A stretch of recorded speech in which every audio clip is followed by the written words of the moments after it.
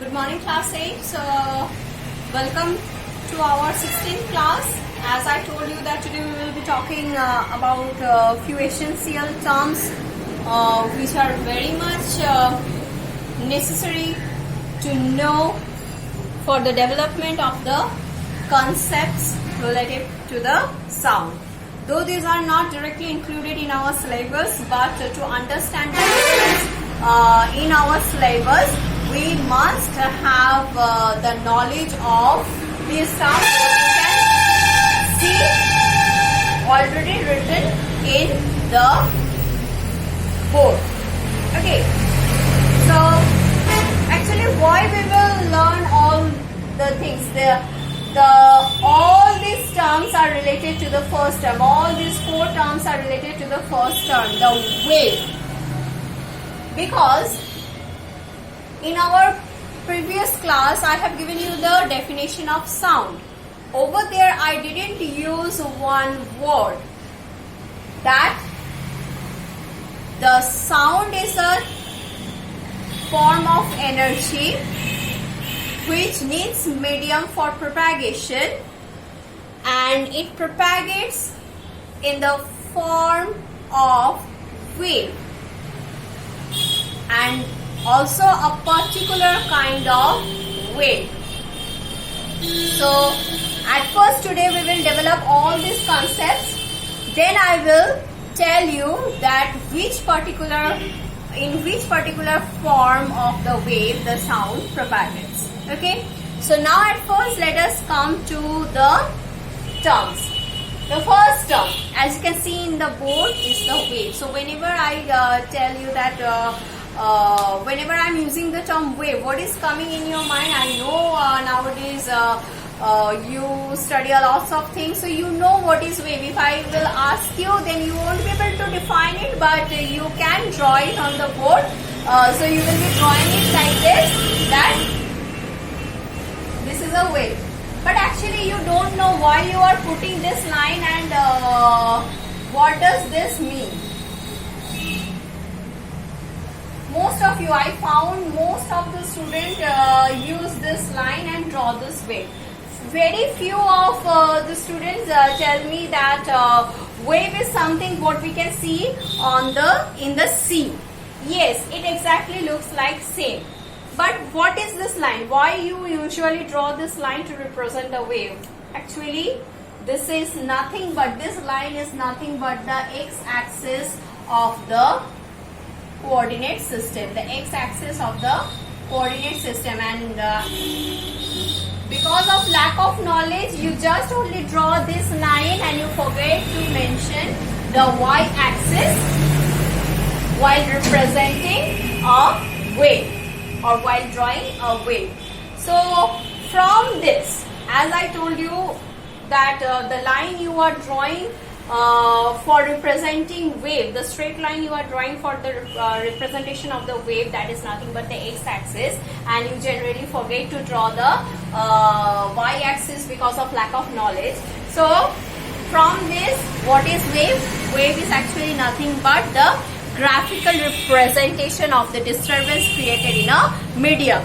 So this is actually, if you are considering, as I told you, that sound is a form of energy. So here if we are plotting time along the x-axis, then it tells us it can tell if it is a ET graph, that means distribution or propagation of the energy with respect to time, then this tells us that how energy propagates, or for when you are creating the disturbance in some medium, then you are storing some amount of energy in that medium, and when you stop creating that disturbance, that energy propagates from one point to another point, which can be represented in the form of wave.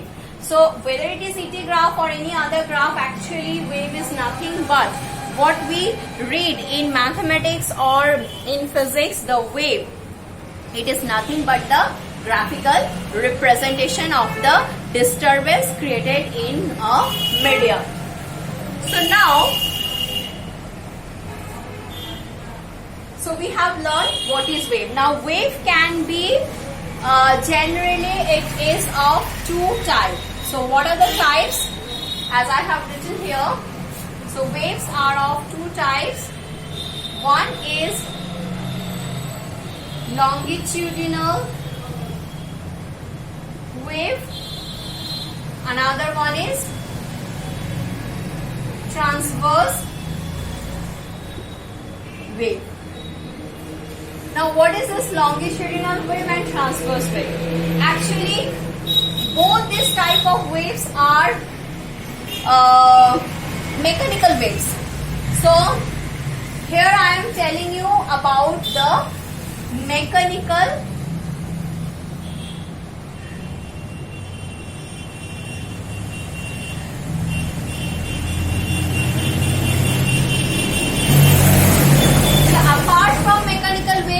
one more type of wave, that is the electromagnetic wave. So we will not talk about that.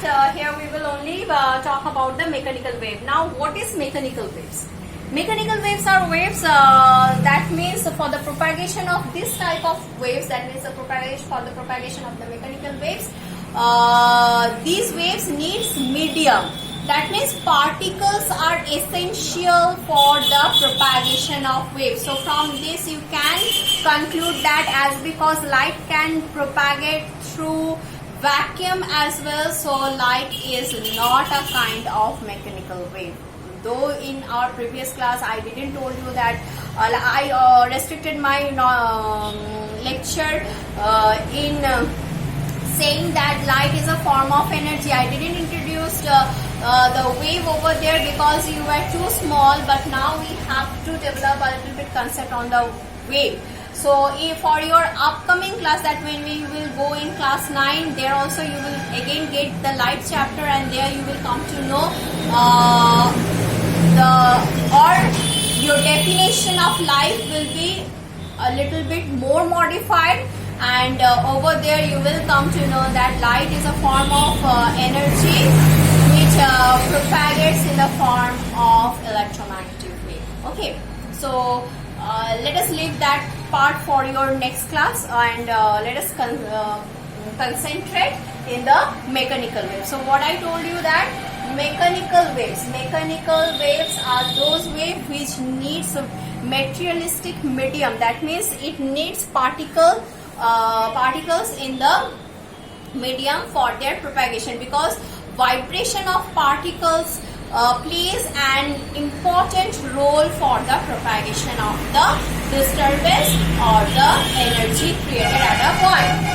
So now based on the vibration of the particles in the medium, the waves are generally categorized into two categories. One is longitudinal wave, another one is transverse wave. Now let me come to the longitudinal wave. Suppose these are the particles in the medium. So longitudinal wave is the wave. Suppose you have created the disturbance in the medium on this particle. So you have displaced this particle from its stable position.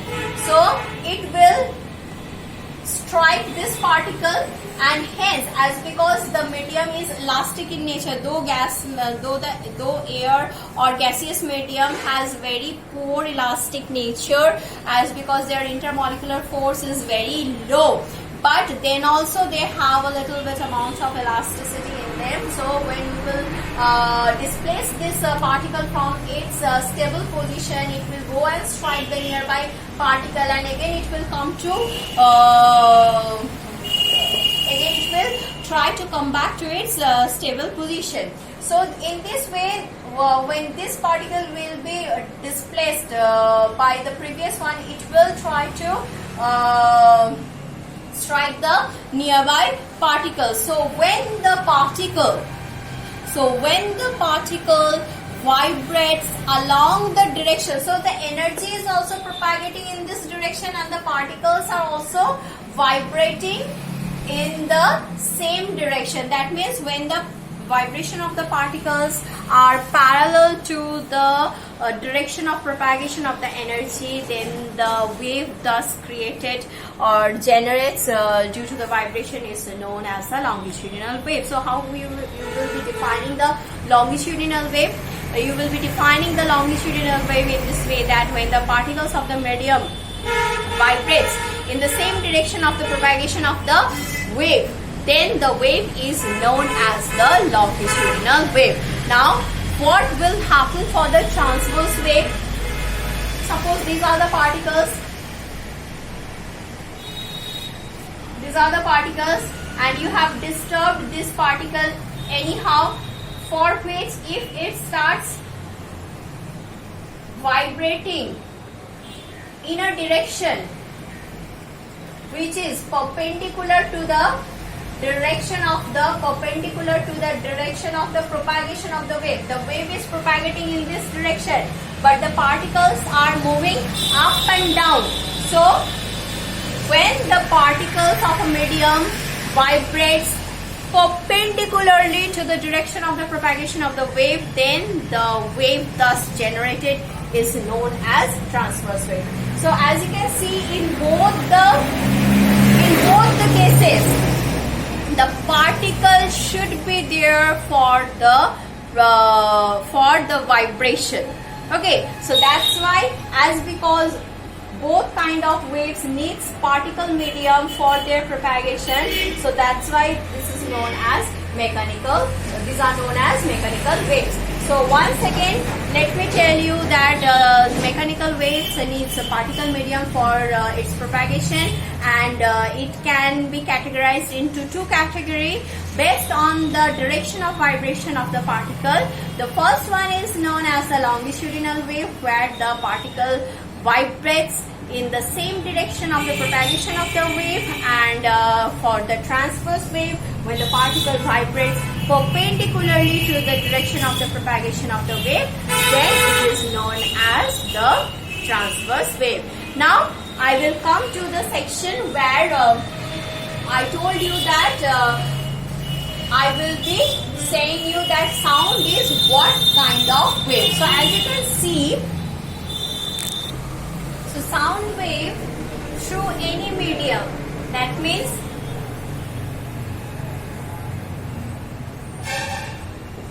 fluid and solid, it is mainly propagates in the form of longitudinal wave.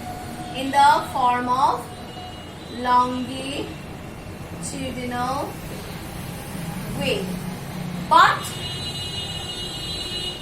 in solids, it can propagate through transverse wave. So this on the surface of the solid, it sometimes propagates.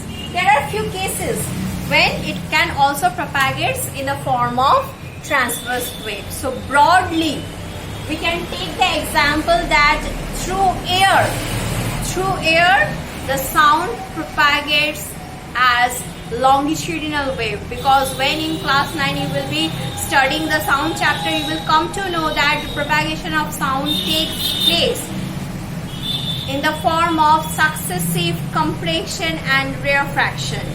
So successive compression and rarefaction is nothing but it is impossible without the parallel movement of the particles along the direction of the propagation. That's why sound propagates in the form of longitudinal wave in fluids, okay, and also in the solid. So here we came to know, today we just have modified our definition. That sound is a form of energy which needs medium for propagation, because it propagates in the form of mechanical wave, particularly the longitudinal wave. And we have come to know what is a wave. Now if anyone will ask you that what is a wave, you will not do like this. This is not required. Now you know the words, you can define the wave, and you have known that there are broadly two categories of wave. For now, what we can discuss, that is the mechanical wave is one of that broad category, and that also can be distinguished into two subcategories, that is the longitudinal wave and the transverse wave also, that is also based on the direction of vibration of the particle. Now here, today I will just introduce this term because I have drawn this. So the wavelength, the definition, the wave, as you know that it is the wave. So from this portion to this portion, that means one crest and one. Though we use this crest and trough for the transverse wave, these are the terms for the crest and troughs are the terms for the transverse wave. But now, while defining the wavelength, I would like to tell you that the crest, either you can show it from here, that if it is starting from here, then this one complete S represents one wave. So in this representation or in this diagram, how many waves are there? 1.5. 1.5 wave is here. So now, how we are defining it? Actually, based on the definition of the wavelength, we are actually counting the number of waves. Then what is the definition of wavelength? A definition of wavelength can be in this way, that the length of the wave between two successive crests, the length of the wave between two successive crests. So this is one crest, this is another crest. The length of the wave between two successive crests, or the length of the wave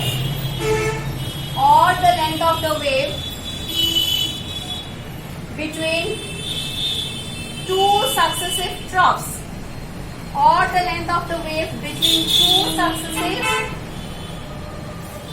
troughs, can be termed as, or is the wavelength of the wave, and it is generally denoted with a Greek alphabet. This is known as lambda. This Greek alphabet is known as lambda. So here we have come to know today that the definition, what is the definition of wavelength? Wavelength is the length of the wave between either between two successive crests or between two successive troughs. So, and it is represented with lambda. Now you see here, there will be 4 parts. So if I divide this, so this is one part, this is the second part. Okay, let us first go with the definition. So from between two successive crests, there will be 4 parts. 1, 2, 3, 4. Between two successive troughs, again 1, 2, 3, 4. So similarly, if the wave is not starting from the crest or from the trough, if it is starting from here, then also you can count how many number of waves are there only using this concept. As I told you that from here to there it will give us one complete wave.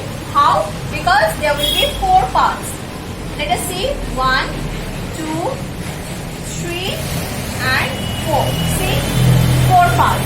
So in my next class, with the help of one practical example, I will be showing you that how this graph can be plotted. Okay?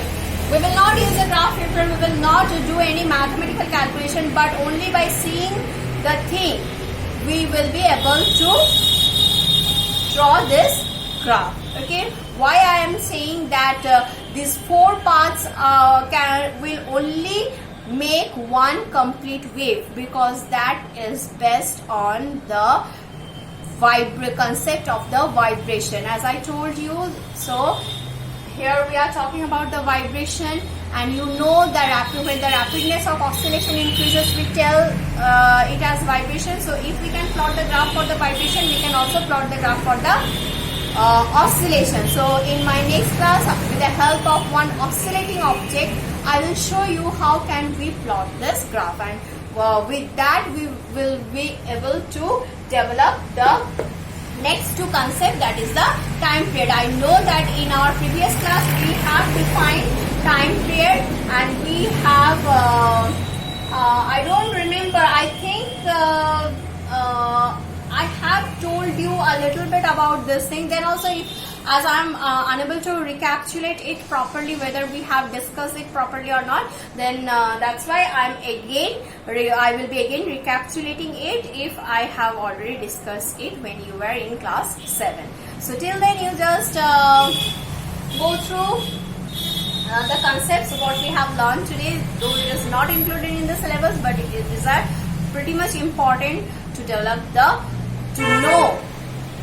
to develop the knowledge behind the sound, different knowledge or different concepts of sound which are included in our syllabus. So till then, take care, bye.